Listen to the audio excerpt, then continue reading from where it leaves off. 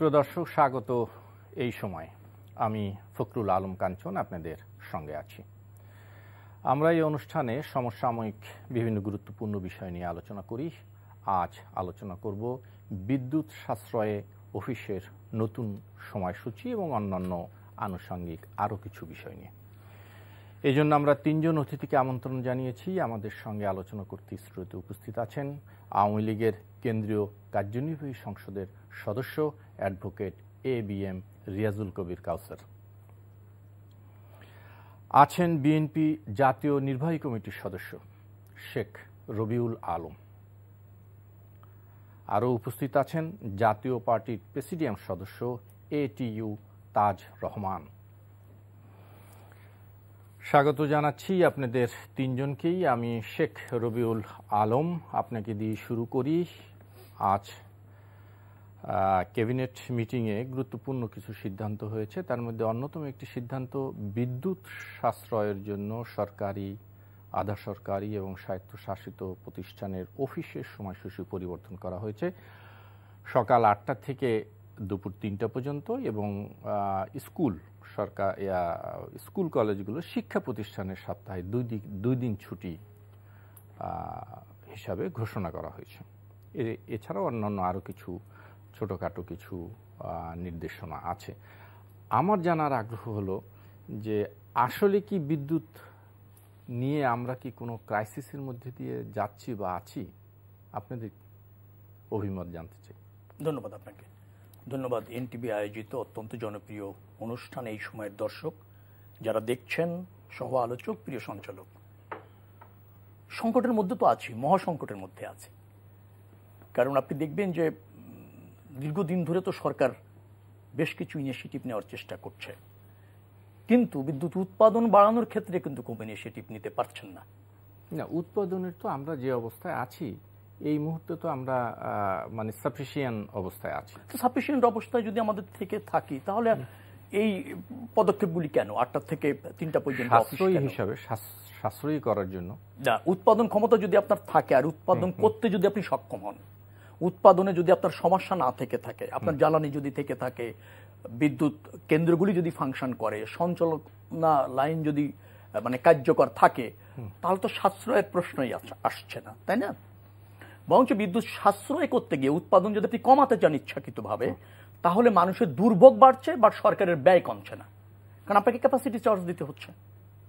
Capacity charge যা দিতে হচ্ছে, আর উৎপাদন ব্যয় যদি আমি করি, আমার যদি উৎপাদন করার জ্বালানি থাকে, উৎপাদন করতে যদি বিদ্যুৎ কেন্দ্রগুলি সক্ষম হয়, সফল হয়, তাহলে আপনি মানুষকে ভোগান্তির মধ্যে কেন রাখবেন? না, কিন্তু আমি বলতে চাচ্ছি এটা একটা বড় সংকটের মধ্যে পড়েছে। সংকট আপাতত সমাধানের কোনো পথ সরকারের হাতে নেই। কারণ আমাদের যে এই বিদ্যুৎ খাতের যে জ্বালানি, বিশেষ করে LNG, আপনার ডিজেল এবং কয়লা, হ্যাঁ, এই তিনটেই যেখান থেকে আমদানি করতে হচ্ছে, সেই আমদানি নির্ভরতা এতটা বেশি যে এই তিনটাই আপনি যোগান দিতে পারছেন না। সরকারের মানে অর্থনীতিতে সমস্যা, চাপ পড়েছে। আবার নিজস্ব জ্বালানি নির্ভর নীতি আপনার দীর্ঘদিন ছিল না, এবং আপনি প্রথম থেকেই জানেন আমদানি নির্ভর হয়েছেন, যার ফলে এই সংকট থেকে আশু উত্তরণের কোনো সম্ভাবনা আমি দেখছি না। আর অফিসের টাইম 3টা থেকে 8টা বা 8টা থেকে 3টা, আপনি যেভাবেই বলেন না কেন, এটা করলে বিদ্যুৎ সাশ্রয়ী হবে আমি তা বিশ্বাস করছি না। কারণ বিদ্যুৎ শুধু অফিসে যায় না। যে লোকটি অফিসে রাত থেকে বাসায় থাকবে, তিনি কি বিদ্যুৎ ছাড়া থাকবেন? না, সেটি থাকবে না। কিন্তু 8টা থেকে 3টা হলে যেটি হবে, আমার বিশ্বাস সেটা হলো যে একজন অফিসগামী লোককে খুব সকালে উঠে কিন্তু তার অন্তত 8টায় অফিস থাকলে আপনি ঢাকা শহরে যেখান থেকেই আপনি যাক, মিনিমাম 1 থেকে 1 ঘন্টা আগে তার কিন্তু বাসা থেকে বের হতে হবে। যদি সকালবেলা সকাল 7টার থেকে বা 7:45টার দিকে তার বেরোতে হয়, তাহলে তার রাত্রেও কিন্তু তাকে খুব আর্লি ঘুমাতে হবে, নাহলে কিন্তু তাড়াতাড়ি উঠে রেডি হয়ে যেতে হবে না। সুতরাং সাশ্রয় তো হবেই, হবে না কেন? আপনি যদি আর্লি ওঠেন, তো আপনি বাসায় যত সময় থাকছেন, হয় এসিতে থাকবেন অথবা ফ্যান চলবে, একটা লাইট কম চলবে। তো একটা লাইট বাসায় কম চালানোর ব্যবস্থা করে 1-1.5 ঘন্টা আপনি বিদ্যুৎ সাশ্রয়ী করবেন। এইটাই যদি হয় একটা সরকারের পলিসি, এটা তো আপনার কি বলবো, এটা দেউলিয়া পলিসি। না, কেন দেউলিয়া পলিসি? আমি যদি একটা ক্রাইসিসের মধ্যে দিয়ে যাই এবং সেই ক্রাইসিস মোকাবেলার জন্য যদি আমি কোনো সাশ্রয়ী পদক্ষেপ নেই, তো সেটাকে আপনি কেন না, আপনি বিদ্যুতের সাশ্রয়টা কোথায় হলো? বরং মানুষের মধ্যে যেটা হবে, মানুষের অফিসে যাওয়ার একটা টাইম, অফিসের থেকে ফেরার একটা টাইম, তার মধ্যে যে বিচ্যুতিটা ঘটবে তাতে মানুষের অ্যাডজাস্ট করতে আরো সমস্যা হবে। এটা দিয়ে বিদ্যুৎ সাশ্রয় হবে বলে আমি মনে করি না। কারণ যে লোকটা অফিসে এসি চালায় নিশ্চয়ই সেই লোকটা বাসায় এসিতে থাকবে। যে লোকটা অফিসে ফ্যানে মধ্যে থাকে সেই লোকটা বাসায় ফিরে কিন্তু ফ্যানের মধ্যেই থাকবে। তো যার ফলে আমার মনে হয় না যে এটা বিদ্যুৎ সাশ্রয়ের জন্য কোনো উপযুক্ত পদক্ষেপ। বরং হচ্ছে জীবনযাত্রার যে স্বাভাবিক গতি রয়েছে মানুষের মধ্যে, যে অভ্যাস রয়েছে, যে ধরেন দায়িত্ব রয়েছে অফিসে, সেই অফিসের কাজে ভাটা পড়বে, আবার বিদ্যুৎ সাশ্রয় হবে না। এটা একটা মানে এটা কোনো বিচক্ষণতার পরিচয় হতে পারে না। আমি একটা বাক্য দিয়ে শেষ করবো, আপনি অন্য জায়গায় নিয়ে গেলেন। কথাটা হচ্ছে যে বিদ্যুৎ উৎপাদনের ক্ষেত্রে আমরা মনোযোগী হচ্ছি না কেন? আমাদের জ্বালানি নির্ভর নিজেরা স্বাবলম্বী হওয়ার অনেক সুযোগ ছিল, আমরা নতুন গ্রিড খুঁজছি না। আমাদের ধরেন প্রায় 42 TCF গ্যাস মজুদ আছে আমার, তাই না? তো সেই TCF গ্যাস অনুসন্ধান করছি না, কূপ খনন করছি না, অফশোর থেকে বলেন অনশোর থেকে কোনো জায়গা থেকে আমাদের সেই জ্বালানি কিভাবে আপনার নিজস্ব জ্বালানি অনুসন্ধান করা যায়, সেটাকে বিদ্যুৎ উৎপাদনে কাজে লাগানো যায়, সে ব্যাপারে কিন্তু আমাদের 14 বছর কোনো মানে দায়িত্ব ছিল না এবং সরকার সেখানে যাচ্ছে না।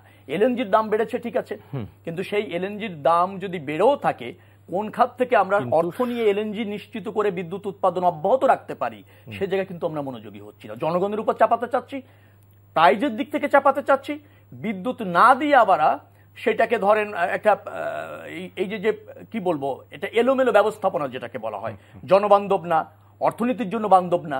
আপনি শিল্প কারখানায় বিদ্যুৎ দেওয়া যাচ্ছে না, সারের অলরেডি 2 বড় সার কারখানা বন্ধ হয়ে গিয়েছে, আপনার সার আমদানি করতে হবে, সেখানে প্রচুর ভর্তুকি দিতে হবে, সারের দাম বেড়েছে, রপ্তানিও কমে যাচ্ছে, আপনি নিশ্চয়ই জানেন। সেই জন্য তো একটা ম্যানেজমেন্টে যেতে হবে, সেই ম্যানেজমেন্ট হচ্ছে অফিসের টাইম আপনি 2 ঘন্টা আগে নিয়ে এসে বিদ্যুৎ ম্যানেজমেন্ট করছেন, এটা কোনো দায়িত্বশীল সরকারের কাজ হতে পারে না। এর সাথে বিদ্যুৎ সাশ্রয়ের কোনো সম্পর্ক নেই। যে আসবো আপনার সাথে জনাব রিয়াজুল কবির কাসার, আপনি বলবেন, কিন্তু যে কথাটি শেখ রবিউল আলম বলছিল এই কথার উত্তর নিশ্চয়ই আপনি বলবেন কিছু কথা, কিন্তু আমার জিজ্ঞাসা হচ্ছে যে এক ধরনের ভীতি বা এই জ্বালানি ব্যবস্থাপনা নিয়ে এক ধরনের মিশ্র প্রতিক্রিয়া আছে। আমরা আজকেই দেখলাম যে একটি অনুষ্ঠানে ঢাকা চেম্বার্সের সাবেক সভাপতি এবং অন্যান্যরা কথা বলেছেন, জনাব আবুল কাশেম খান বলেছেন জ্বালানি সংকট কোন দিকে যাচ্ছে তা নিয়ে আমাদের ভয় কাজ করে, কারণ এটার সাথে উৎপাদন ব্যবস্থাপনাটা জড়িত শিল্প কারখানায়। এই যে একটা অবস্থা তৈরি হয়েছে, যে আসলেই কি আমরা কোনো সংকটের মধ্যে আছি? ধন্যবাদ আপনাকে, ধন্যবাদ এনটিভির এই অনুষ্ঠান যারা দেখছেন, সহ-আলোচক বৃন্দ আপনাকে। সংকট তো আছে, সারা বিশ্বেই সংকট আছে। সেই সংকট বলবো আতঙ্ক হওয়ার মতন মানে সংকট, কেউ কেউ আতঙ্কিত করতে চায়, গুজব ছড়াতে চায়। বিশ্বে এই সংকট উত্তরণের জন্য ইউরোপ, আমেরিকা অনেক দেশে অনেক পলিসি গ্রহণ করেছে। অস্ট্রেলিয়াও কিছু কিছু সিদ্ধান্ত নিয়েছে, লন্ডনে আমরা দেখেছি কিছু পদক্ষেপ দেখেছি। হ্যাঁ, আমাদের সরকার এই সংকট উত্তরণের জন্য কি কি পদক্ষেপ নিয়েছে, বা আমাদের সরকারের পক্ষ থেকে বারবারই বলা হচ্ছে খুব অল্প সময়ের মধ্যেই আমরা এই সংকট কাটিয়ে উঠতে পারব। হ্যাঁ, আজকে মন্ত্রিসভায় অনেকগুলি সিদ্ধান্ত এসেছে, যে অফিস 8টা থেকে 3টা, সাহিত্য প্রতিষ্ঠান আপনার ব্যাংক 9টা থেকে 4টা, স্কুল কলেজ শিক্ষা প্রতিষ্ঠান সপ্তাহে 2 দিন বন্ধ, আরও 2-একটা সিদ্ধান্ত এসেছে। দেখুন, এবং সিদ্ধান্তগুলি কি, আমাদের এখন আবার একটা সিজন ধান লাগাচ্ছে, আমাদের শ্রাবণের বৃষ্টি কম হয়েছে, লক্ষ্য করে দেখেছেন যে সারা রাত বিদ্যুৎ যেন সারা দেশে থাকে, অর্থাৎ কৃষি কাজে যেন কোনো ব্যাঘাত না হয়, এটা কিন্তু সরকার এনশিওর করেছে। আমরা 2টা জিনিস, আমাদের রপ্তানিমুখী উৎপাদন যেটা, এই বাজার নষ্ট করতে দেওয়া যাবে না, এটা চালু রাখতে হবে। পাশাপাশি আমাদের যে বিপ্লব, আমাদের যে শিল্প, এগ্রিকালচার, যেটা 80% লোক যেটা ডিপেন্ডেন্ট, যেটা হলে কোনো প্রাকৃতিক দুর্যোগ, আন্তর্জাতিক দুর্যোগ, বৈশ্বিক দুর্যোগ কিন্তু আমাদের দমাতে পারে না। না, কিন্তু সেটা হলো, কিন্তু এখন আমরা যেটা প্রান্তিক পর্যায়ে যে অভিযোগগুলো আমাদের কাছে আসে সেটা হলো যে ঠিক মতন বিদ্যুৎ পাচ্ছে না, ডিজেলের দাম বেড়ে গেছে, সেচের পানি ব্যবহার করার জন্য ডিজেল কিনতে হচ্ছে, এটার মানে উৎপাদন খরচ তাতে বাড়ছে। অন দ্য আদার হ্যান্ড যেটা হচ্ছে সারের দাম আবার বেড়ে গেছে। সুতরাং এইটার ইফেক্টটা না, দেখুন সারের দাম বেড়েছে 16 টাকা থেকে 22 টাকা হয়েছে। আমাদের পার্শ্ববর্তী দেশে যেটা 72 টাকা। না, কিন্তু আপনারা সবসময় পার্শ্ববর্তী দেশের কথা বলেন। না, তেল নিয়ে যখন কথা আমি একটা উদাহরণ দিতে চাই। না, উদাহরণ ঠিক আছে, কিন্তু তেল নিয়ে কথা বললে এটা যেহেতু বলেছেন, এই সরকার গত বছর 18,000 কোটি টাকা সাবসিডি দিয়েছে এগ্রিকালচারে, কৃষিতে, এবং এটা এবার 7,000 কোটি টাকা বাড়ানো হয়েছে। আমাদের কিন্তু এই খাতটাকে প্রবাহমান রাখতে হবে এবং এই জন্য সরকার যা যা করার, দেখুন এটা কিন্তু আমাদের বাংলাদেশের জাতিক কোনো সমস্যা না, যে সমস্যাটা আমরা ভুগছি, এটা কিন্তু সকল দলেরই এই সময়ে শেয়ার করা দরকার। কারণ একটা আন্তর্জাতিক অবস্থান কারণে কিন্তু আমাদের দেশে এই দুর্যোগটা শুরু হয়েছে। বিশেষ করে রাশিয়া ইউক্রেনের যুদ্ধের পরে কিন্তু, বা কিছু কিছু স্যাংশন দেওয়ার পরে কিন্তু আমাদের যে কানেক্টিং বিশ্ব যেটা, বা আমাদের আমদানি রপ্তানি যে কানেক্টিভিটিটা কিন্তু নষ্ট হয়ে গেছে। তারপর লক্ষ্য করে দেখবেন ইউক্রেন থেকে কিন্তু ইতিমধ্যে অনেকগুলো জাহাজ ছেড়েছে রপ্তানির জন্য, বিশেষ গমের জাহাজ। কারণ এটা না হলে কিন্তু অনেক দেশে আরো অনেক খাদ্যশস্যের দাম বেড়ে যেত। হ্যাঁ, আমরা আমাদের সরকার, কিন্তু আজকের পত্রিকার রিপোর্ট হচ্ছে খাদ্যশস্য বিশেষ করে গম, চাল এবং অন্যান্য সমস্ত খাদ্য 14% কমেছে সারা বিশ্বে। এই আজকের রিপোর্ট। না, তেলের তো দাম কমেছে, বললাম তো। খাদ্য তালিকার মধ্যে, ভোগ্যপণ্য তালিকার মধ্যে চাল, আটা, গম, তেল এরকম একটি তালিকা দিয়ে আজকেই মানে প্রথম আলো ছেপেছে অনেক বড় করে যে 14% সামথিং, মানে 14-রও। আচ্ছা, আপনি নিশ্চয় লক্ষ্য করে দেখেছেন আমাদের 1 সেপ্টেম্বর থেকে 1 কোটি পরিবারকে রেশন কার্ডের মাধ্যমে দেওয়া হবে। সেখানে কিন্তু তেলের দর হচ্ছে 110 টাকা, যেটা মার্কেট 190 টাকা। প্রত্যেকটা পণ্য কিন্তু কম দরে ধরা হয়েছে। 15 টাকা কেজিতে 50 লক্ষ পরিবারকে চাউল দেওয়া হবে। এবং আমাদের কিন্তু 1,14,00,000 লোক সামাজিক বেষ্টনীর মধ্যে আছেন, যাদেরকে নিয়মিত ভাতা প্রদান করা হয়, বিধবা ভাতা, মুক্তিযোদ্ধা ভাতা, বয়স্ক ভাতা, এইগুলো মিলে কিন্তু 1,14,00,000। তারা কিন্তু একটা বেষ্টনীর মধ্যে আছে। দেখুন, আমাদের 16 কোটি লোক, সরকারকে 1-2 কোটি লোককে দেখতে হবে, সেটা দেখছে। এই সমস্যা তো সমান না। হ্যাঁ, আমাদের দাম বেড়েছে, এটা আমাদের মানুষের একটু কষ্ট হচ্ছে, কিন্তু দেশের চিন্তা করে দেশ যেটা বড় অপঘাত থেকে রক্ষা পায়, সেই জন্য তো সরকার কিছু সিদ্ধান্ত নিয়েছে, যেটা আমরা মনে করি খুব বেশি হয়ে গেছে। কিন্তু হয়তোবা সরকারের লক্ষ্য আছে, যেহেতু আমাদের মাননীয় প্রধানমন্ত্রী বারবার বলেছেন আগামী 2 মাসের মধ্যে আমি এটা সমন্বয় করব, তাই না? আর পাশাপাশি এটা বলতে চাই, মাননীয় প্রধানমন্ত্রী জননেত্রী শেখ হাসিনা এদেশের জনগণ কিন্তু ওনার উপর ভরসা রেখেছেন। প্রাকৃতিক দুর্যোগ বলেন, খরা বলেন, যা বলেন, করুণাময় বিশ্বে উনি কিন্তু মানুষকে একটা স্থায়ী অবস্থার মধ্যে রেখেছেন, তাই না? এটা স্বীকার করতে হবে। যেহেতু মাননীয় প্রধানমন্ত্রী একটা সিদ্ধান্ত নিয়েছে, নিশ্চয়ই ওনার একটা চিন্তা ভাবনা আছেন এবং বারবার আশ্বস্ত করছেন যে আমি 1-2 মাসের মধ্যে এটা, বিশেষ করে সেপ্টেম্বরেই আমি এটা সমন্বয় করতে পারবো। হ্যাঁ, এটা নিয়ে আমরা যেন গুজব না ছড়ায়, আতঙ্কিত না করি। কারণ একটা লক্ষ্য করবেন, আমাদের দেশে কিন্তু এখন কোনো ভোজ্য জিনিস বলেন, কোনো খাবার জিনিস বলেন, সংকট দেখা দেয়নি। জনাব তাজ রহমান, আপনার কাছ থেকে বেশ কিছু বিষয় এসছে, আমার মনে হয় আপনি বলুন, আমি এর মধ্যে ঢুকবো। Thank you. প্রথমত আপনাকে ধন্যবাদ, আমার 2 বিজ্ঞ আলোচককে ধন্যবাদ, এবং আপনার দেশ বিদেশের যারা দর্শক আছেন সবাইকে সালাম এবং শুভেচ্ছা। দেখেন, আপনি বক্তব্য এখন একটাই, গ্রাম থেকে আসছি কালকে রাত্রে, 5 দিন ছিলাম। প্র্যাকটিক্যাল মানুষের যে হাহাকার, মানুষ যে অবস্থায় আছে, তা যদি দেখে মনে হয় যে দেশের কোনো কিছু তেমন এফেক্ট নাই। এই কথাটা হবে মানে শুধু রাজনীতি করার জন্য বক্তব্য দেওয়া। এতে কাউসার ভাই হোক দলের, সরকারি দলের, বা আমিই হই, সাধারণ মানুষের কথা বলা রাজনৈতিক দলের কাজ এবং নেতাদের কাজ। আমরা যদি সেটা থেকে দূরে সরে আছি ব্যক্তি স্বার্থ, দলের স্বার্থের জন্য, তা আমাদের রাজনীতিটা কিন্তু মানুষের কল্যাণে হবে না। সিলেটের 4 শ্রমিকের কথা বলি আপনাকে। 21st সেঞ্চুরিতে 120 টাকা একজন মানুষের মজুরি হইতে পারে? এখন মাননীয় প্রধানমন্ত্রী নাকি বলছেন, জানি না, প্রেস কনফারেন্স মানে পত্রিকায় দেখলাম 145 টাকা, তারা চাচ্ছে 300 টাকা মজুরি। আমার বাড়িতে আসে যে যাওয়ার পর একটা কাজ করে একটা লোককে মিনিমাম 400 টাকা 450 টাকা নিতে হয়। না নিলে তার ঘরে খাওয়া নিতে পারবে না, তেল নিতে পারবে না। কাঁচামরিচের যদি হয় সেঞ্চুরি 300 টাকা, ডিমের হালি এক দামে যদি হয় 60 টাকা, কাউসার ভাই বলছে 20 টাকা কমিয়েছে। এই 20 টাকা যে 7 দিনে বা 10 দিনে যে মার্কেটটা তারা 10 টাকা করেছে, তাতেই আপনি বললেন 500 কোটি টাকা। আমার তো মনে হচ্ছে বেশি উঠিয়ে নিয়ে মার্কেট থেকে সিন্ডিকেটে চলে গিয়েছে। আর এরা কিন্তু এই 10 দিন করে, আপনার এই টেলিভিশনের টক শোতে বলছি আমরা, সোয়াবিনের সময় আপনার মনে আছে, 10 দিন পরে কিন্তু স্টপ, কিন্তু এই 10 দিনে 14,000 কোটি টাকা মার্কেট থেকে উঠিয়ে নিয়ে চলে গেল। কিন্তু এটা সরকার দিচ্ছে না, এটা কে দিচ্ছে? আপনি, আমি, কাউসার ভাই, বেচারা এই সাধারণ জনগণের উপরে সবকিছু দেওয়া হচ্ছে। আপনি তেলের দাম এক রাত্রে নোটিশ দিয়ে 6টার সময় 12টা 10টার মধ্যে পেট্রোল স্টেশন বন্ধ হয়ে গেল।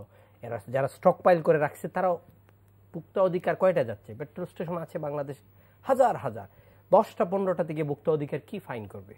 না, কিন্তু যেই অবস্থা সারা বিশ্বে তখন, না আমি সেটাতে আসতেছি, দেখেন আপনি সারা বিশ্বের সাথে তেলের মূল্য বিশ্বের যখন কমছে, এত ভর্তি না বিশ্বের না সে সময় কমেছে, কিন্তু তার আগে তো যখন অনেক ভাই আপনি 8,000 কোটি টাকা দিয়েছেন ভর্তুকি, 42,000 কোটি টাকা প্রফিট ছিল, যখন ব্যারেল প্রতি 145 টাকা হয়েছে তখন তো আপনি যখন 80 টাকা ছিল, 80 টাকা যখন ছিল তখন এই তেলটা আনি স্টক পাইল করেন নাই কেন? না সেই আজকে বলছেন দেশি জাহাজে তেল কিনে আনা হবে, এটা আগে চিন্তা করেন নাই কেন? আমাদের সেই ক্যাপাসিটি কিন্তু নাই। অন্যান্য আপনি উন্নত দেশের আপনার জিডিপি মনে করছেন, আপনি জিডিপি $2,800 চলে গেছে।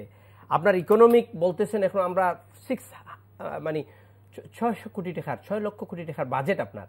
আপনি টমেটোর রিজার্ভ করেন না, আপনি তেলের জন্য রিজার্ভ করেন না, আপনি মানুষের নিত্য প্রয়োজনে খাওয়ার জন্য রিজার্ভের সুযোগ নাই। What is your plan? আপনার প্ল্যানটা কি সরকারের? বিরোধী দলকে মারা, নির্বাচনে আপনি যা ইচ্ছা তা করা, পুলিশকে নিজের কন্ট্রোলে নিয়ে রাখা, সেটা নাকি এই সরকারের কাজ? নাকি জনগণের কথা চিন্তা করে আপনাকে মাথায় রাখতে হবে এই 16 কোটি মানুষের মধ্যে এখন 5 কোটির উপরে বেকার আছে? এখন সেটি করোনার কারণে এই সমস্যা। ভাই করোনার কারণে ঠিক না, কেউ কোথায় ঠিক না। করোনার কারণে ঢাকা শহর থেকে চলে গেছে কত কোটি মানুষ। আগে ছিল 3 কোটি, এর পরে হয়েছে, আরে আমি তো আর 50 লক্ষ বাদ দিয়ে ফেলছি। সেদিন পত্রিকা যেটা আর্কাইভটা যদি নিতাম, আমি এখন নিয়ে ফেলি, প্রতিটা আর্কাইভ নিয়ে রেখে দিই, আমি জানি সাথে সাথে আওয়ামী লীগ এটা প্রতিবাদ করবে। আপনার এই জ্বালানি তেলের জন্য কি হয়েছে শিল্প কারখানায়, তত্ত্বটা তো নিয়ে আসছি আমি।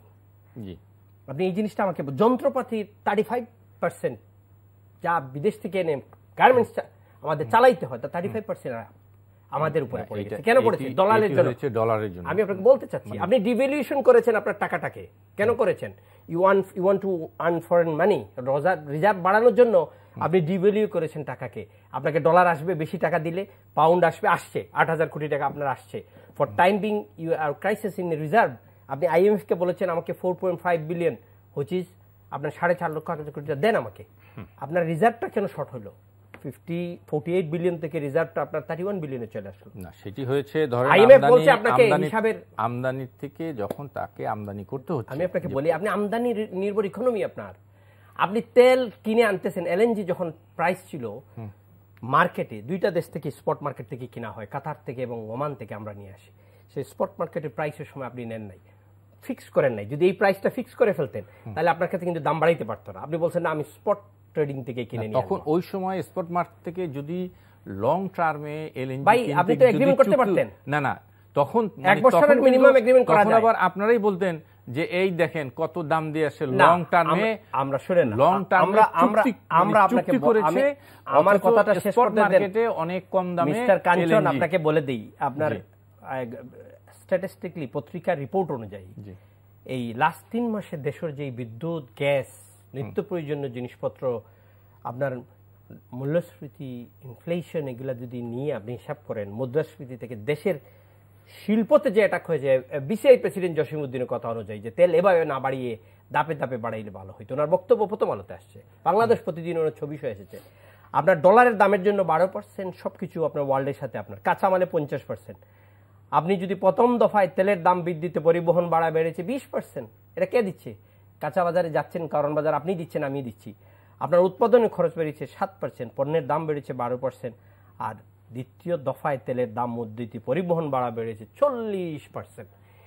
আপনার ক্ষেত্রে ভাই আমি বিরোধী দল কথা বলছি, আপনি আমাকে বলবেন, কিন্তু আমার কাজ হলো এজ এ অপোজিশন পার্টি সরকারকে বলে ধরা যে সাধারণ মানুষ এইটা নিয়ে কিন্তু সুখী না, হ্যাপি না, কথা বলতে পারছে না, মানুষের জবান বন্ধ রেখে তো আপনি সেই দেশে ভালো কিছু দিতে পারবেন না। আপনার সবকিছুতে ঘোষণা দিয়ে লোডশেডিং দিচ্ছেন, আপনি ঘোষণা দিয়ে ডলারের দাম বাড়াচ্ছেন, ঘোষণা দিয়ে কমাচ্ছেন। ব্যাংকের ডিএমডিরা যদি ডলার কারসাজিতে জড়িত থাকে, সরকার নিয়েছে, থ্যাংক ইউ এটার জন্য। আমরা বলেছি আর টকশো থেকে যে it is a really punitive measure সরকার নিয়েছে, আরো হ্রাস হবে আগামীতে। যেন এরকম করা উচিত যে ডলার কেনা বেচার জন্য যদি কোনো ধরনের কোনো কারসাজি সিন্ডিকেট জড়িত থাকে, এদের জন্য স্পিডি ট্রায়াল করা হোক আলাদা। জি, আমার আসবো শেখ রবিউল আলম। শুনছিলাম আপনি রাষ্ট্রীয় সম্পদ অর্থাৎ জিডিপি যদি 30 লাখ কোটি টাকা ধরেন, গত 1 বছরে তার 35% পাচার হয়ে গিয়েছে বাংলাদেশ থেকে, যে অর্থ পাচার হয়েছে। অর্থাৎ আমাদের সব সম্পদের 35% যদি পাচার হয়ে যায় একটা সরকারের ক্ষমতায় থাকাকালীন গত 1 দশকে, দায় সরকার নিবে, সম্পদ বাইরেই চলে গিয়েছে। না, কারা পাঠাবে? এইভাবে কি বলা যাবে যে দায়িত্ব নিয়ে বলছি, এইভাবেই বলতে হবে, কারণ এই সরকারের আমলে পাচার হয়েছে 11 লক্ষ কোটি টাকার উপরে গত 1 দশকে। দায় নিয়েছেন কারা পাচার করেছে, ফেরত আনা গিয়েছে। সরকারের কাজটা কি? রাষ্ট্র ব্যবস্থাপনা, অর্থ ব্যবস্থাপনা। আপনি ক্ষমতায় আছেন, অর্থ পাচার হচ্ছে। আপনি ক্ষমতায় আছেন, ঋণ ক্লাপে যদি রাইট অফ ধরেন 2.5 লক্ষ কোটি টাকা হয়ে গিয়েছে, দায় কে নেবে? সরকারকেই নিতে হবে। এবং এই দায়ও সরকারের, এবং এর সাথে জড়িত সরকার, সরকারের সুবিধাভোগীরা অথবা সরকারি দলের রাজনীতিকরা নিতে হবে দায়।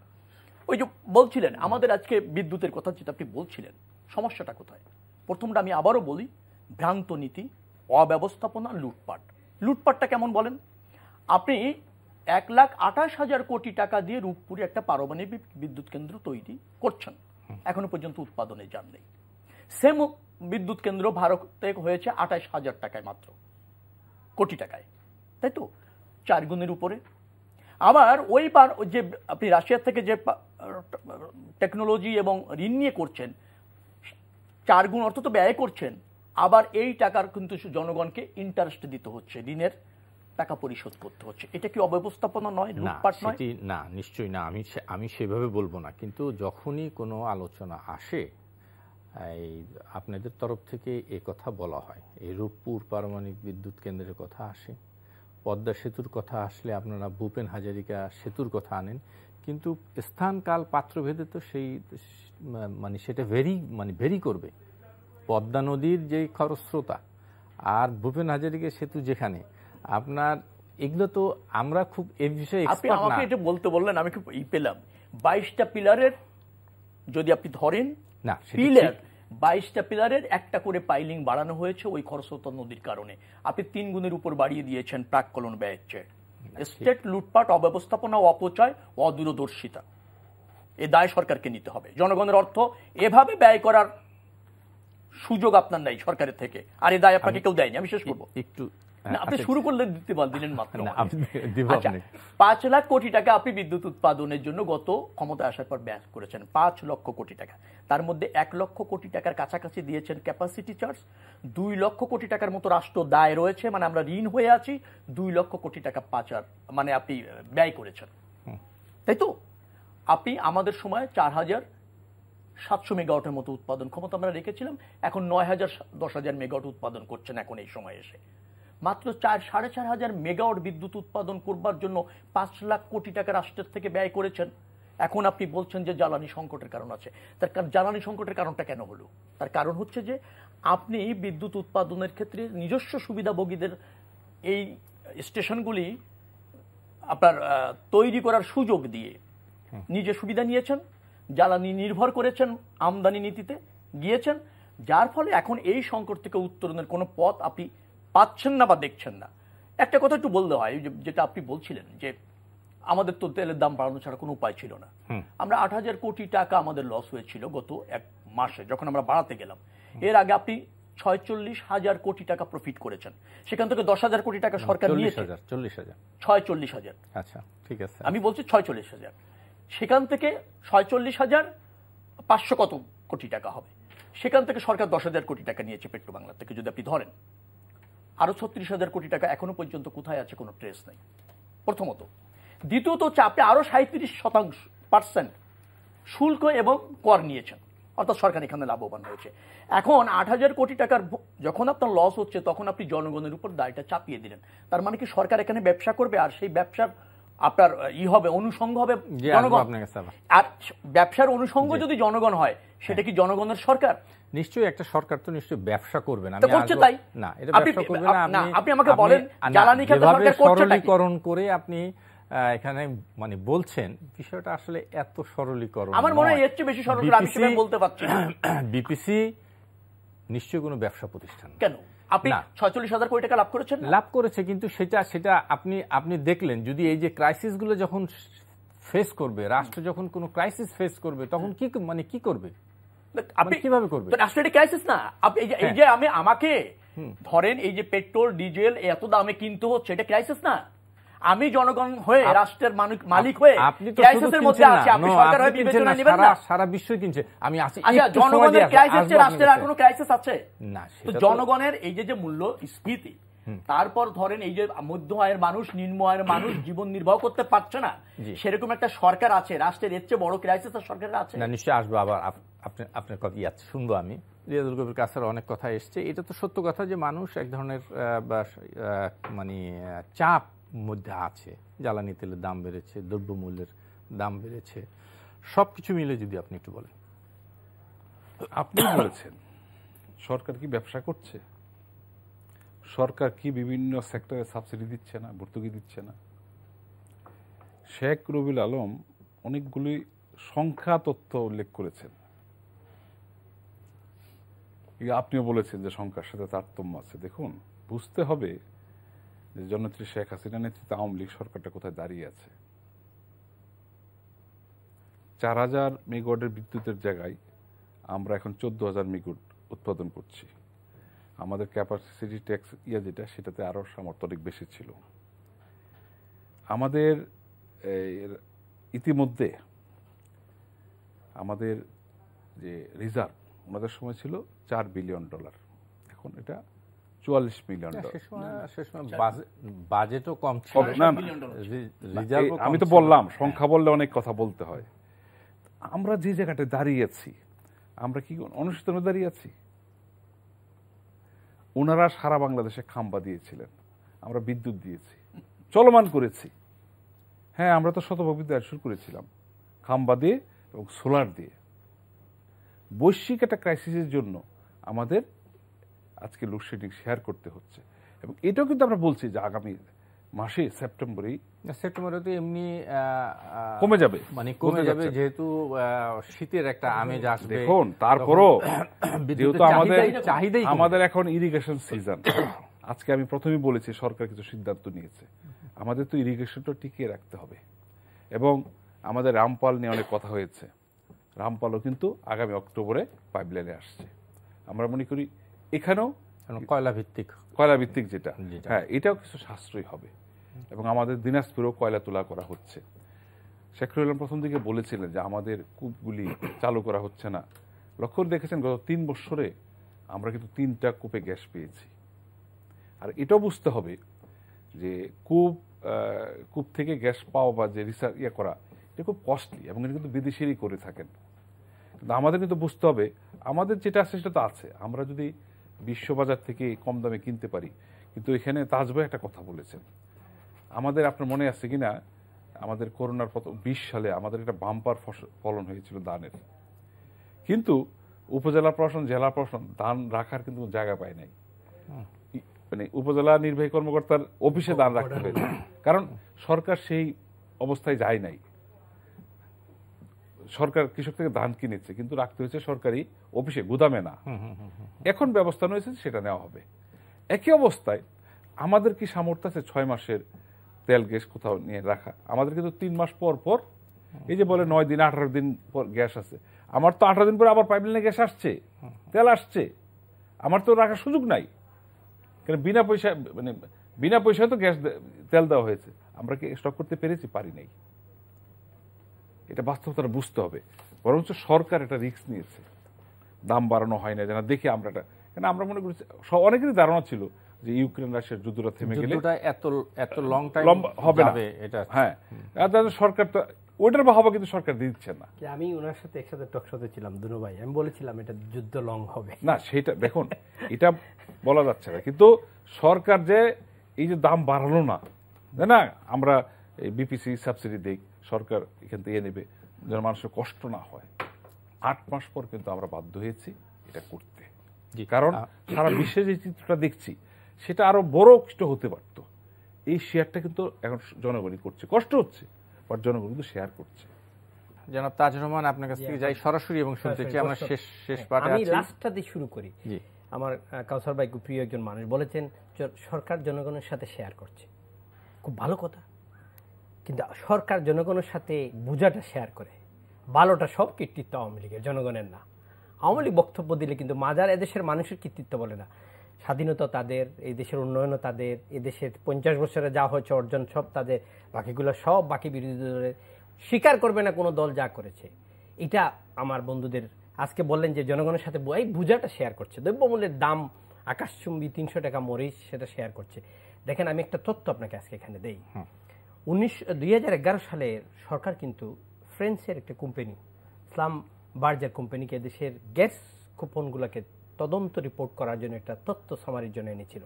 ওরা রিপোর্ট দিয়ে বলেছিল যদি আমরা এটাকে নতুন আগের যেগুলো আছে সেগুলোকে যদি রক্ষণাবেক্ষণ আপগ্রেডেশন করি তাহলে আমাদের 50 কোটি ঘনফুট গ্যাসের উত্তোলন সম্ভব আগামী 3 ইয়ার্সের মধ্যে। সেরা বলে দিয়ে গেছিল, এটা সার্চ করলে দেখবেন। স্লাম বার্জার কোম্পানি ফ্রান্সের এনার্জির technology company, one of the biggest company in the stock market in the world. এরা বলে দেওয়ার পরে 11 থেকে নিয়ে এখন কত বছর, আরো 11 বছর হয়ে 12 বছর হলো, কিন্তু সরকার কোনো পদক্ষেপ নেয় নাই। এখন আমরা উই শর্টেজ 2025-এ গ্যাস কিন্তু শর্ট হয়ে যাবে। তাহলে এটা কি সরকারের এই দায়ভার নিতে হবে না? বিরোধী দল আমরা বা বিএনপি বা যারা আছে কেউ কিন্তু এই কাজগুলো করতে পারবে না। সরকারকে গ্যাস তো আছে, কোথায় আছে গ্যাস? তো আমরা ওই শর্টেজ 25-এ গিয়ে আমাদের গ্যাস এলএনজির মাধ্যমে আনতে হবে। গ্যাস এই কূপগুলো যদি আমরা মানে মডার্নাইজ না করি আমরা we are going to shortage for the gas, এলএনজির মাধ্যমে যেতে হবে। আজকে পত্রিকায় দেখলাম এলএনজির উপরে ডিপেন্ডেন্সি কমিয়ে নিয়ে আসার চেষ্টা করতেছে আমাদের। বাজেটের কথা যেটা বললেন, বাজেট আমাদের সময় 9 বছরে টোটাল মিলিয়ে ছিল 90,000 কোটি টাকা, 9 ইয়ার্স। আমরা কি কম করেছি? তখন দামের সাথে মিলিয়ে যতটুকু করা সম্ভব। আপনি যত বড় বাজেট তখন ইচ্ছা মতো করতে পারবেন, কিন্তু এখন এই বাজেটের যেটা আমার বিএনপির বন্ধু বললেন যে রূপপুর পারমাণবিক যেটা রাশিয়া 90% সেটাকে লোন দিচ্ছে, কিন্তু এই 90% কিন্তু আপনাকে লোন 10% আপনি দিচ্ছেন। এটা 10 years grace period and another 18 years আপনাকে পেমেন্ট দিতে হবে। 28 বছর, টোটাল 12.65 বিলিয়ন, হুইচ প্রায় অলমোস্ট 13,000 কোটি টাকার মতন। এটা কিন্তু সব আমাদের রিপেমেন্ট শুরু হয়ে যাচ্ছে। আপনার তো টার্মিং শেষ হয়ে গেছে, কোনো 10 বছর শেষ হয়ে যাচ্ছে, কাছাকাছি চলে আসছি গ্রেস পিরিয়ড। তখন এটা আপনার বেলুন পেমেন্টে চলে যাবে, আপনার উপরে বোঝা হবে জাতির ট্যাক্সের উপরে। 10টা প্রজেক্ট আছে এরকম বড় যেটার আপনার সব চায়না এক্সিম ব্যাংক থেকে, চায়না থেকে নেওয়া হয়েছে, এগুলো রিপেমেন্ট। যখন আপনি আইএমএফ এবং ওয়ার্ল্ড ব্যাংক ছাড়া যে লোনগুলো নেবেন, কাঞ্চন ভাই আমি দায়িত্ব নিয়ে রেকর্ড প্রোগ্রামে বলছি যে যখন আপনি আইএমএফ এবং ওয়ার্ল্ড ব্যাংক ছাড়া কোনো লোন নেবেন, এই লোনের রিপেমেন্ট কিন্তু অনেক হাই হয়। এই জন্য পৃথিবীর সব দেশ ওয়ার্ল্ড ব্যাংক, আইএমএফ, এডিবি এগুলাতে নেওয়া হয়। কারণ আইএমএফ ওয়ার্ল্ড ব্যাংক এত সহজে আবার পাবেন না, কিন্তু আমাদের দেশ না না সহজ। আমি আপনাকে বলি গসর ভাই, এটা একটা দেশের একটা ক্রাইটেরিয়া, বাজেটটাকে কত পাবে। আমাদের 7 বিলিয়ন, আমাদের 7 বিলিয়ন কোয়ালিফাইড আমরা নেওয়ার জন্য ক্রাইটেরিয়াতে। তার মধ্যে 975 মিলিয়ন অলরেডি আমরা we have taken from them. এখন আমরা 4.50 চাইছি, তারা বলছে দিবে। এটা একটা ক্রাইটেরিয়াগুলো ফুলফিল করবে, সেপ্টেম্বরে পেমেন্ট দিবে, আরও 1 বিলিয়নের মতো পাবো আমরা। কিন্তু আমাদের টোটাল 100% যেটা ক্রাইটেরিয়া ফুলফিল করে ফেলতেছি। কেন? 2 দিন আগে আমরা গালি দিলাম বিশ্ব ব্যাংকে, 2 দিন আগে গালি দিলাম আইএমএফকে। এখন আমরা shortage of fund, so you are looking for the IMF to bail out, বলবো না, তো রিকভার আওয়ার বাজেট বা আমাদের রিজার্ভ। কেন? নিশ্চয়ই আমাদের এখানে কিছু একটা মিসম্যানেজমেন্ট আছে, এটা স্বীকার করে নিতে হবে। দেশ হিসাবে, জাতি হিসাবে, দেশের জনগণ হিসাবে আমরা দেশের ফল কোনো উপায় চাই না। আওয়ামী লীগ যেমন, আমরা তেমন, আপনি তেমন। জি, শেখ রবিউল আলম। না, আপনাকে একটা কথা বলবো, যে আপনি আমাকে বলবেন যে এই অতি সম্প্রতি মানে পৃথিবীর কোন দেশে বিদ্যুৎ উৎপাদন ব্যবস্থা ভেঙে পড়েছে? পৃথিবীর কোনো দেশে বিদ্যুৎ উৎপাদন ব্যবস্থা ভেঙে পড়েনি সংকটের কারণে। আমাদের যে সমস্যাটা হয়েছে, আমাদের বিদ্যুৎ উৎপাদন ব্যবস্থায় ভেঙে পড়েছে বিষয়টা তা নয়। আমরা আমাদের সাশ্রয়ী করার জন্য উৎপাদন যে ব্যবস্থা, সেখানে আমরা আমাদের তেলের দাম বেড়েছে,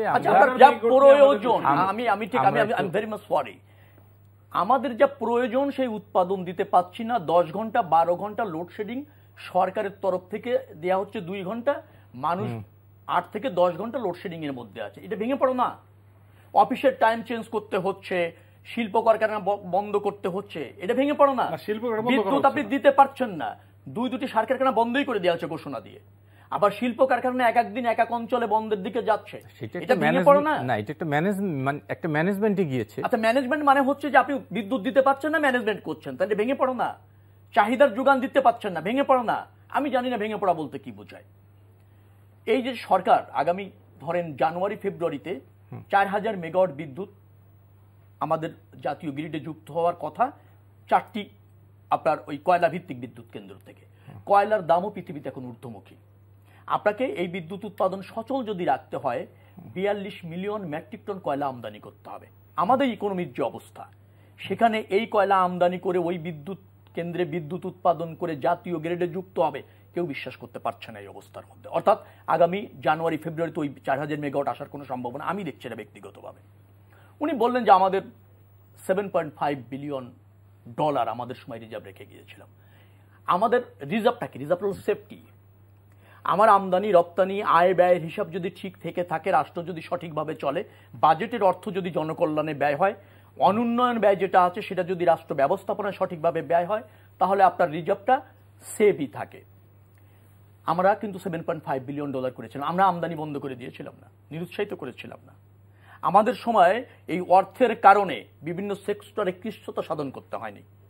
তো আমাদের রাষ্ট্র ব্যবস্থাপনার 6.2% প্রবৃদ্ধি প্রতি বছরই হয়েছে আমাদের অর্থ। টেকসই অর্থনীতি বলতে যা বোঝায়, অর্থ পাচার হয় নাই, ব্যাংক দেউলিয়া হয় নাই, লুটপাট হয় নাই। আমরা কিন্তু রাষ্ট্র ব্যবস্থাপনা করেছি সঠিকভাবে। উন্ডা কি করেছিলেন দেখেন, উন্ডা যখন 96 থেকে 2001 পর্যন্ত ক্ষমতায় ছিলেন $1.5 বিলিয়ন রেখে গিয়েছিলেন রিজার্ভ। আমরা কিন্তু সেটাকে কিন্তু $7.5 বিলিয়ন করেছি। $6 বিলিয়ন কিন্তু আমাদের সময় বাড়িয়েছিলাম মাত্র 5 বছরে, এবং রাষ্ট্র ব্যবস্থাপনা ঠিক রেখে। যেই জন্য আমি বলছি আরেকটা কথা, আমি আপনাকে বলি, ওইটা থাকার পরেও তো ওই হিসাবেও তো সমস্যা আছে, তারপরেও তো দেশ চলছে না, অর্থনীতি চলছে না। আমি আরেকটা ব্যক্তি দিয়ে শেষ করবো, একটা ব্যক্তি। এই যে কূপ খননের কথা বললেন, কাউসার ভাই বললেন খুব ব্যয়বহুল। একটা কূপ খনন করতে, অর্থাৎ অনুসন্ধানী কূপ, 100 কোটি টাকার মতো লাগে। 100 কোটি টাকা। বাপেক্স এবং পেট্রো বাংলা করলে 80 কোটি টাকা করতে পারে। ইন্টারন্যাশনাল আপনার রিডিং বলছে যে 5টা কূপ খনন করলে একটা গ্যাস পাওয়ার সম্ভাবনা রয়েছে, নিশ্চিত সম্ভাবনা রয়েছে। আপনি যদি 20টা কূপ খনন করতেন এতদিনে 4টা গ্যাস ফিল্ড পেতেন। 20টা কূপে কত? 2000 কোটি টাকা খরচ হতো। আপনি 2000 কোটি টাকা গ্যাস অনুসন্ধানে খরচ না করে 90,000 কোটি টাকা ক্যাপাসিটি চার্জ দিচ্ছেন। না, সেটি তো আমি যেখানে বলছি এটাই হচ্ছে বলে অব্যবস্থাপনা, এটাকে বলে অদূরদর্শিতা, এইটাকে বলা জনগণের অর্থ লুটপাট, অব্যবস্থাপনার অংশ হিসাবে অথবা অপচয় হিসাবে। আপনি স্বাবলম্বী হতে চান না, কারণ কি আমাদের এই বাপেক্স বা পেট্রো বাংলা যখন, তারা কিন্তু বেশ টেকনোলজিক্যালিও কিন্তু অনেক সমৃদ্ধ, সেখানে অনেক মেধাবী আপনার টেকনিশিয়ানরা রয়েছে, ইঞ্জিনিয়াররা রয়েছে।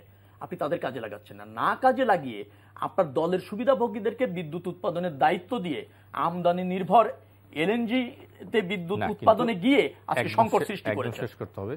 আমি একটু শুনেছি, কিন্তু যে অবস্থা বিদ্যুতের ছিল সেখানে একটা কুইক রেন্টালে না গিয়ে তো সরকার সেটা 2-3 বছরের জন্য ছিল, আমরাও শুরু করেছিলাম, কিন্তু আপনি তো 13 বছর করছেন, কারণ ওখানে আপনার ইন্টারেস্ট আছে, ওখানে আপনার লাভ আছে। জি জি, আসবো।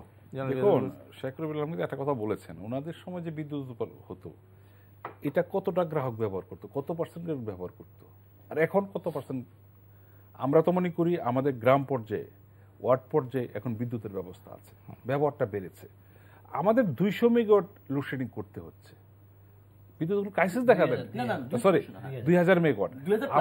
আমাদের তো ক্রাইসিস, সংকট তৈরি হয় নাই। আমরা বৈশ্বিক বিবেচনায় এটাকে সাশ্রয়ের জন্য বলা হচ্ছে। কোনো একটা সেক্টর তো বসে যায় নাই। হ্যাঁ, সার কারখানায় মাঝে মাঝে বন্ধ থাকে, তাই না, রিপেয়ারিং এর জন্য বিভিন্ন কারণে। এটা কিন্তু এটা বলা ঠিক হবে না। এবং সরকার কিন্তু উদ্যোগ নিয়েছে রপ্তানি খাত যেগুলো, গার্মেন্টস সেক্টর, এটাকে চালু রাখতে হবে। পাশাপাশি আমাদের যে এগ্রিকালচার যেটা, এটাকে রাখার জন্য কিন্তু সিদ্ধান্ত নিয়েছে। দেখেন, আর একটা কথা বলতে হয়, বাংলাদেশে অনেকগুলো প্রজেক্টে IMF, ওয়ার্ল্ড ব্যাংক, আইডিয়ার লোন কিন্তু আছে। হ্যাঁ, আমরা পদ্মা সেতুতে আমরা ওয়ার্ল্ড ব্যাংকের লোনটা নেই, কিন্তু আমাদের স্থানীয় সরকারের অনেক সংস্থার মধ্যে বিভিন্ন সংস্থার ঋণ কাজ করছে। এবং তাজভাই বলেছেন এদের লোনের সুদের হার খুব কম এবং দীর্ঘমেয়াদী। হ্যাঁ, বৈশ্বিক বিবেচনায় আমাদের সরকার IMF এর কাছে একটা লোন চেয়েছে, এবং অতি অল্প সময়ের মধ্যে এটা কিন্তু তারা মঞ্জুর করেছেন।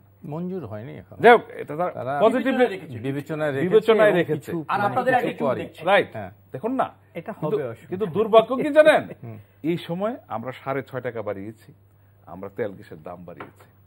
সেই পুরনো কায়দা কি বলছেন যে আইএমএফ একটা শর্ত জুড়িয়ে দিয়েছে। আগে যেটা হতো আর কি, আমরা রেলে দেখেছি হাজার হাজার শ্রমিকের ছাঁটাই করেছে বা বিভিন্ন সময় দেখেছি। এইটা এক সময় হতে এটা নিয়ে কথা বলছে, কিন্তু আইএমএফ আপনি ক্লিক করেন একটা দেশকে কি শর্তে কি এতে দেওয়া হয়, একদম ওপেন, এটা সব পাওয়া যায়। সুনির্দিষ্ট তথ্য নিয়ে কিন্তু কিছু বলতে পারেন না। এটা পলিটিক্যালি স্ট্যান্ড নেওয়ার জন্য এই কথাটা বলছেন। আমাদের কিন্তু ডলার এখন প্রয়োজন, আমরা বিশেষ কারণেই আইএমএফ থেকে এই সুযোগটা নিয়েছি। এটা দরকার, কেন আমাদের তো রিজার্ভ বাড়ার, কেন আমার আমদানি রপ্তানি একটা ইকুইলিব্রিয়াম রাখতে হবে। দুইটা ডিফারেন্স হলেই তো সমস্যা দেখা দেবে। এবং আমাদের রেমিটেন্স 2-3 মাস আগে একটু সমস্যা হয়েছিল, এখন কিন্তু আমরা একটা স্থিতিশীল অবস্থায় এসেছি। $2 বিলিয়ন যেহেতু এত বেশি না আর কি, তারপরও তো এটা নিচের দিকে নামে নাই, উপর গ্রাফিকটা ভালো, তাই না? এইগুলি দেখুন, আমাদের পজিটিভ কোনো সাইন দেখছেন না, সব নেগেটিভ সাইন দেখছেন। কোটি টাকা এসেছে, দেখুন কোনো মাসে তো একটু কমতেও পারে, যখন একটু কমে বেড়েছে না, তাই না, বাড়বে। আপনি কিন্তু $2 বিলিয়ন এই বিষয়গুলো একটু অপটিমিস্টের মতো দেখতে হবে, পেসিমিস্টের মতো না, তাই না? তাহলে দেশে গিয়ে যাবে, দেশে দুর্যোগ কাটিয়ে উঠতে পারবে, সংকটায় উঠতে পারবে। আমরা মায়ানমারের কাছ থেকে 1,11,631 বর্গ কিলোমিটার জায়গা পেয়েছি এই সরকার ক্ষমতা আসার পর, সমুদ্র সীমা। সেই সমুদ্র সীমায় মায়ানমার কিন্তু গ্যাসের সন্ধান পেয়েছে, তথ্য এবং রপ্তানি করছে। আমরা কিন্তু সেখানে হাত দেই নাই। এত বিশাল জায়গা, 1,11,631 বর্গ কিলোমিটার সমুদ্র সীমা, যদি আমরা সেখানে এই দীর্ঘ 13 বছরে বিদেশি কোম্পানিরে দিতাম, ফ্রান্স, ব্রিটেন, জার্মানি, যারা এইগুলোতে এক্সপার্ট অ্যাবাউট দ্যাট, তাহলে আমাদের কিন্তু খুব ডেফিনেটলি পাইতাম। মায়ানমার পেয়েছে, আমরা পাবো না কেন? সমুদ্র সীমা থেকেই তো নেওয়া হয়, এটাই খনির বেশি দিয়ে, সেই জায়গাতে হাত দেই নেই আমরা। We R dependent on the LNG উৎপাদনে গিয়ে এখন বিশ্বের বাজারে আপনি চিন্তা করতে পারবেন না। জিটিবি আজকের যেটা দেখলাম আমি গার্ডিয়ানে, লন্ডনের, আমেরিকার চেয়ে ফার্স্টের দিয়ে হয়ে গেছে, মানে জিডিপি হয়ে গেছে তেল বিক্রি করে শুধু সৌদি আরবে। এই ক্রাইসিসে না, তাদের তো মানে তেলের রমরমা ব্যবসা। না, কিন্তু এক সময় কোথায় they have taken from IMF 300 billion Saudi আরবে নিয়েছে, নিতে পারেন, এটা দেন আপনার সারপ্লাসের জন্য। এখন কোথায় সারপ্লাসে? আমাদের তেলগুলো যে শোধনাগার, রিজার্ভের সিস্টেমটা করতে হবে আপনাকে। পৃথিবীর সব দেশে আছে সেই রিজার্ভ, তার 6 মাসের 3 মাসের থাকতেই হবে। আমরা সেটাকে যাই নাই কেন? এই জিনিসটা আমার মনে হয় একটু কাসর ভাই একটু বলুক 10 সেকেন্ড। এবং সরকার কিন্তু বর্তমান বাস্তবতায় অনেকগুলো সিদ্ধান্ত নিচ্ছে যাতে আমরা 6 মাস 1 মাস রিজার্ভ রাখতে পারি। ইতিমধ্যে সরকার সেটা ভেবে দিয়ে দিচ্ছে, অর্থাৎ আমরা যেন শর্ট টাইমে কোনো ক্রাইসিসে না পড়ি। অবশ্যই সমন্বিত একটা সিদ্ধান্ত নেওয়া হবে সরকারের পক্ষ থেকে। না, আমাদের তো রপ্তানি প্রত্যেক মাসে $4 বিলিয়ন মতো হচ্ছে, আবার ধরেন $2 বিলিয়ন মতো আসছে আপনার রেমিটেন্স, তো $6 বিলিয়ন আসছে। বাট $8 বিলিয়ন কাছাকাছি কিন্তু আমাদের আমদানি ব্যয় হচ্ছে। $8 বিলিয়ন হবে, কারণ আজকে দেখলাম যে $90 বিলিয়ন ইয়ারলি, আপনি যদি ওইভাবে অ্যাভারেজ করেন তাই হবে। তো কিন্তু আমরা এখন তো মানে বিলাস দ্রব্যগুলো আমরা আজকের পত্রিকা রিপোর্ট দেখবেন, $90 বিলিয়ন আমাদের ইম্পোর্ট করতে হচ্ছে প্রিভিয়াসলি। অ্যাভারেজ যদি করেন তাহলে ওইরকমই হবে, তাহলে $1.5 থেকে $2 বিলিয়ন পার মান্থ আপনার ঘাটতি রয়েছে। অর্থাৎ আপনি যদি বছর শেষে করেন $18 থেকে $20 বিলিয়ন, আপনার রিজার্ভ আছে $30 billion. You are in crisis, big crisis. আমি আশা করব, যেখানে আশা তো আর করার দরকার নাই, যে দলটি ক্ষমতায় আছে কাউসার ভাইরা, আর তাদের যে ক্ষমতা লুভিতা আর তাদের যে জনগণের কাছে জবাবহীনতা, এটা একটা বড় সংকটের মধ্যে আমরা পড়ে যাচ্ছি কিনা। আমার মনে হয় যে আগামী নির্বাচনের মধ্যে ক্ষমতায় আসুক, সেটা আমরা শুভ লক্ষণ। নির্বাচন নিয়ে ক্ষমতায় থাকা নিয়ে চিন্তায় আছেন, নির্বাচন নিয়ে আছেন, কিন্তু দায়িত্বের জায়গায় সজাগ করা যাচ্ছে না, এটাই হচ্ছে বড় সংকট।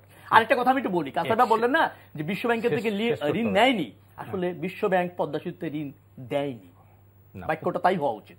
কিন্তু পরবর্তীতে তো বিশ্ব ব্যাংক ঋণ দিতে চেয়েছিল, সরকার নেয়নি, দিতে চায়নি, এই কথাটাও সরকারের অপপ্রচার। বিশ্ব ব্যাংক বলেছিল তারা ওখান থেকে উইথড্র করেছে। আজকে একদমই আর সময় নাই। জনাব শেখ রবিউল আলম, এবিএম রিয়াজুল কবির কাউসার এবং তাজুর রহমান, আপনাদের তিনজনকে অনেক অনেক ধন্যবাদ। আমার মনে হয় অন্য কোনো একটা দিন আমরা এই নিয়ে আরেকটু বিস্তারিত আলোচনা করতে পারবো। দর্শক, আপনাদেরকে ধন্যবাদ যারা এতক্ষণ আমাদের সঙ্গে ছিলেন। আগামী অনুষ্ঠানে আবার দেখা হবে। শুভরাত্রি।